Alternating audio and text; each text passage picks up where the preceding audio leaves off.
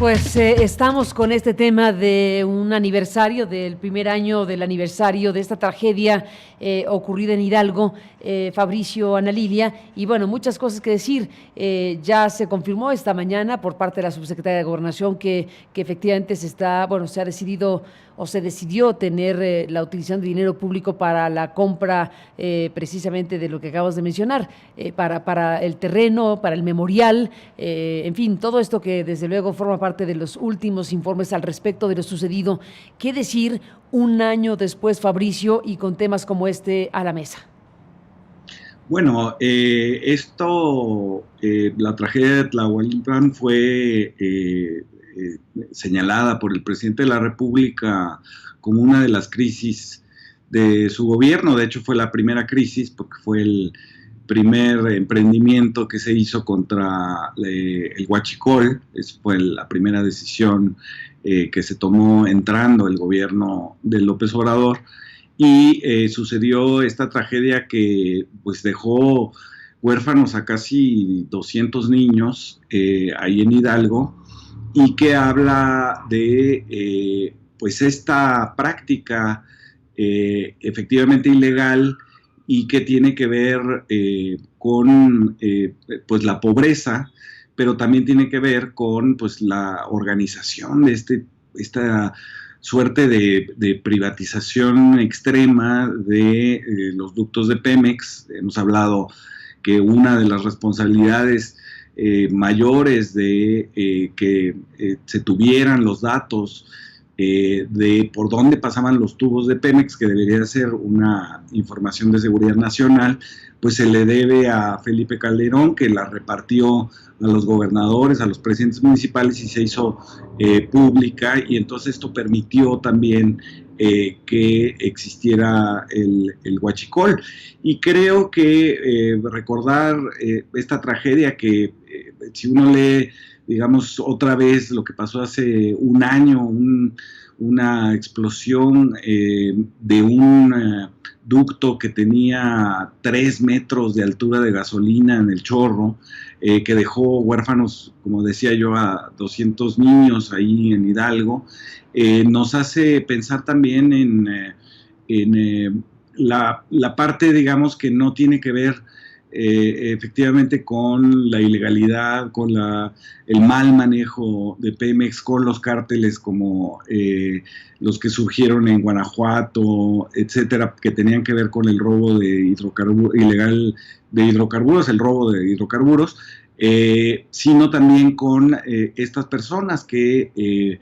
estaban habituadas a picar los ductos y a extraer el combustible sin pensar en las consecuencias gravísimas que tuvo, ¿no? Sin duda. Ana Lilia, bueno, pues por mil razones tú has seguido el tema desde las entrañas de lo que significa el robo de combustible, y este fue el peor momento posible para mostrar cómo pues se roba el combustible de esta manera que generó esta fuga enorme que hizo que los pobladores pues acudieran a llevarse el combustible que estaba saliendo a borbotones. Qué complejo el capítulo del que estamos hablando.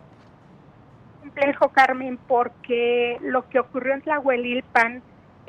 los fallecidos, los deudos, el impacto que a un año vive la comunidad, esas cicatrices que nos duelen a todos, ese efecto de una omisión criminal y complicidades gubernamentales, empresariales, de crimen organizado en el robo de combustible por muchos años, y eso no debemos olvidarlo, porque ese es el contexto en el cual una comunidad decide acudir a recoger ese combustible, exponiendo niños, madres de familia, padres de familia. Es la circunstancia que había ocurrido en otras entidades, pero en Tlahuelilpan, desgraciadamente, con el costo de sus vidas. Y esto debemos tenerlo muy en el contexto, porque a un año de la tragedia de Tlahuelilpan y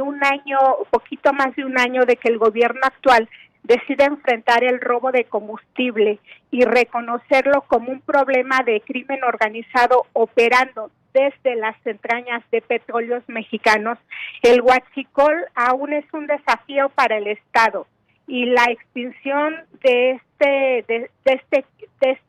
delito, la extinción de esta práctica es fundamental para el Estado en aras de preservar la seguridad nacional y la gobernabilidad y en aras de que se preserve la integridad de la ciudadanía en muchas zonas del país. Hoy mismo se ha reconocido que el huachicol no se ha detenido. En cuanto a volúmenes, se logró grandes avances porque lo cierto es que la mayor parte del combustible sustraído y comercializado ilegalmente en México se hacía en un mecanismo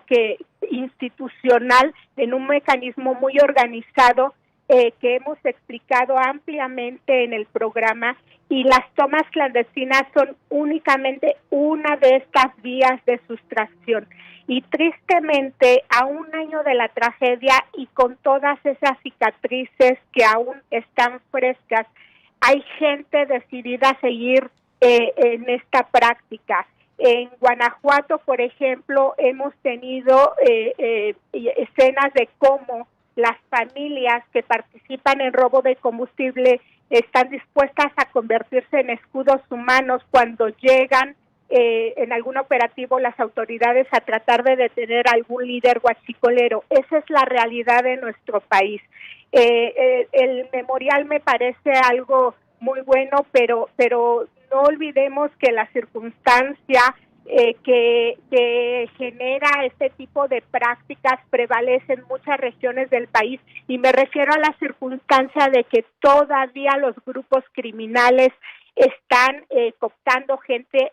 En algunos lugares los obligan a participar en estas actividades, es decir, hay un riesgo latente para las comunidades y eso es lo que debe evitarse, el que tragedias como la de Tlahuelilpan se repitan. Yo he subrayado que es un tema de Estado porque también hemos visto cómo este combate al robo de combustible se recarga en la Federación. Y el ejemplo nuevamente más claro es Guanajuato. El gobernador cruzado de brazos dice: aquí hay dos grupos criminales que se pelean el robo de combustible y tenemos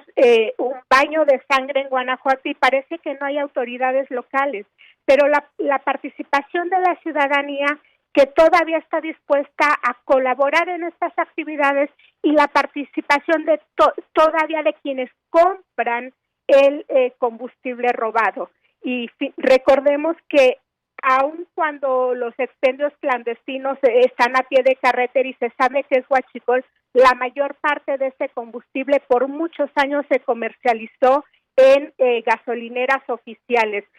Recordemos que cuando se pone en marcha este plan contra el robo de combustible, gasolineras de 19 estados del país tenían compras atípicas. ¿Qué significa esto? Pues que ya no le compraban a Pemex, le compraban a los huachicoleros. Entonces, mientras no hay combustible robado y la gente decida que de veras no se debe exponer en este tipo de actividades, entonces estaremos contribuyendo a acabar con esto que todavía es un lastre para el país. Ni más ni menos, un lastre para el país y bueno, desde luego todas las implicaciones que tiene una historia como esta que pues es el peor retrato de las peores cosas que le pueden pasar a un país que ha vivido el robo de combustible de forma masiva y bueno, pues esta tragedia que involucró a estos pobladores que se acercaron a llevarse pues la gasolina que estaba saliendo a borbotones.